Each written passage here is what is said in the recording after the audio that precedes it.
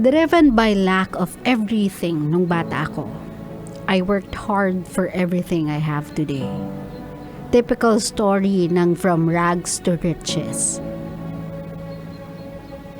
I was so consumed by my work. I found a girl, got married, had a family. My life was in order. I have everything under my control. Once, I had every necessity to say na I have a life. I started a business. With concentration and hard work, it boomed. But as I go further with the life, I noticed na habang nabibuild ko yung buhay na dati pinapangarap ko lang, my kids started rebelling. They get into fights, bad set of friends.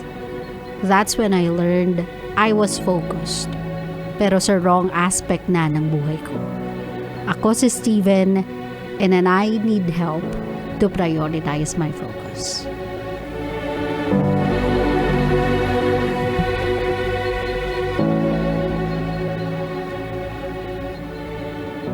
Steven, one, I don't want you to beat yourself up.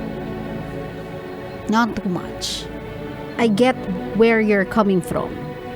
Sabi mo nga, your story is the typical story of from rags to riches. Ibig sabihin, everything that you have today, you worked hard for it.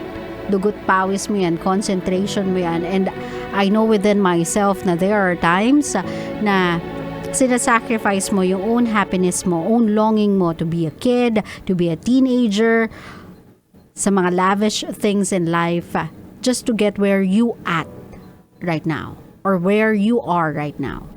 So I get you. I get the grind. It becomes a habit, it becomes a routine, and there's this feeling that you don't want to stop kasi every day sets a new goal for you. So yung mga kids mo rebelling, I don't want you to put it in your shoulder na ikaw lang alone. You are in a partnership, and your wife plays a big role, just as big as your role is sa family ninyong dalawa. Though I'm not gonna blame your wife for it, sabi ko nga sa inyo, it's a partnership. So you share that burden to your wife. Sa tingin ko, itong mga kids na to, I don't know if it's a typical story of a person born with a silver spoon in their mouth and feeling lang nila siguro they are untouchable.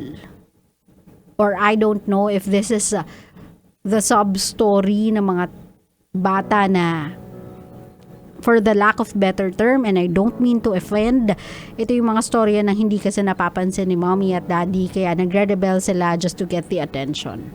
I don't know if this story is it, pero my love, I don't want you to put the blame on yourself entirely.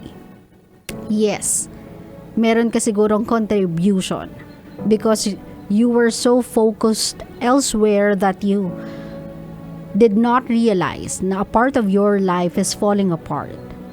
Na in contrary sa sinabi mo na you have everything under your control, there's a portion in your life that's out of your control at hindi mo siya na-notice.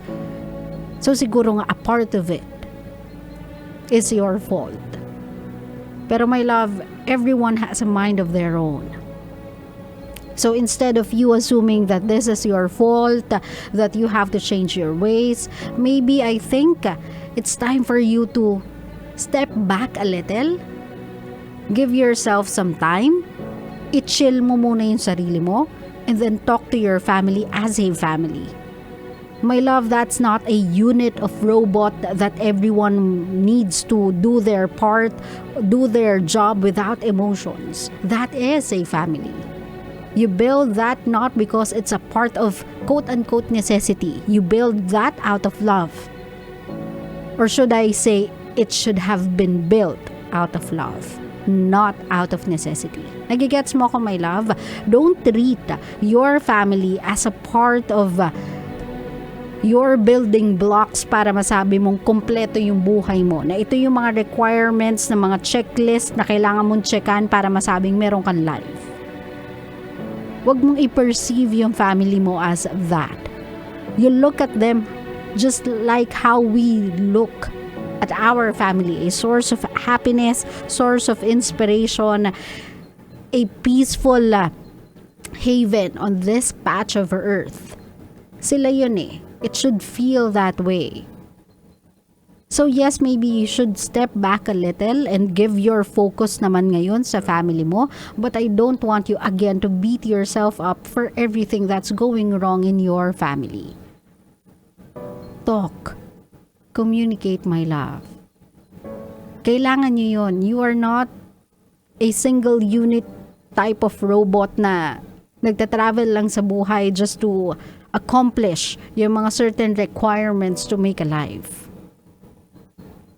Life, after all, is meant to be lived. So, my love, chill. Hinga. Huwag mong i-dissect tong problema ninyo like how you dissect things in your business, like how you troubleshoot yung mga problems sa work mo before. This is not it. This is your family. It requires not just your brain, it requires your heart, your compassion, your love, your understanding. So do just that. Today, don't think as a provider. Don't think as a breadwinner.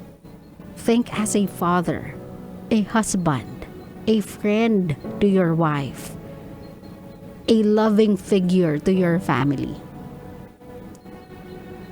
Just ask, what will make you guys happy? What's wrong? What's the problem? Do you want to talk about it? Can I do something? Is there something that we can all do para maalis yung isipan natin sa mga recent troubles na pinagdadaanan ninyo? Do you want a piece of advice? Do you want me to be there sa mga gusto nyong gawin? So that you would know and you can realize that all the things I'm doing today is not just for me, not just because I'm living up to my dream, but because you are part of that dream and I want to give you everything I never had. Those are the words na I don't think naiintindihan or narinig na sa'yo ng mga anak mo, so that ganyan na lang sila sabihin na natin mag-react about life. They couldn't care less what they do. They couldn't care less what you think. They just do things. Because hindi nila alam what you have lost and what you do not have before every fancy thing na meron sila ngayon. I know na there are times na there's really no need for you to explain things like this to them. Kasi ito ay mga storya na hindi tabu sa atin eh. Hindi first time nating narinig. These are the stories that we usually see in movies. Usually read sa books. Usually told by stories from interviews. But then again, they do not understand na yung movies na nakikita nila, yung mga songs na naririnig nila, yung mga stories na nababasa nila or articles or interviews, some of these are actually drawn from real life. And maybe, sa immature ways nila, hindi nila na-absorb na this is also possible in real life because they haven't heard your story yet. So maybe it's about time that you have your heart-to-heart talk with them. My love, your focus is not actually the problem. It's not actually you. Wala ngang problema dito eh, walang issue. You just have to step back. That's all you need to do. Become a father to them. Become a husband to your wife. That is not a troubleshoot thing na kailangan mong pag-isipan or kailangan mong i-complicate. Sometimes things in life are simple. If we'll just go back to the basic, you asking yourself, what's the selfless reason as to why you are doing all these things? Ano yung selfless mong rason kung bakit ka nagtatrabaho ng ganyan? kung bakit ka kumakayod ng ganyan. Bakit mo pinupursiging ituloy yung pangarap mo? Ano yung selfless reason na meron ka? And if the answer is because you want your family to have everything in life, then my love, there's no problem.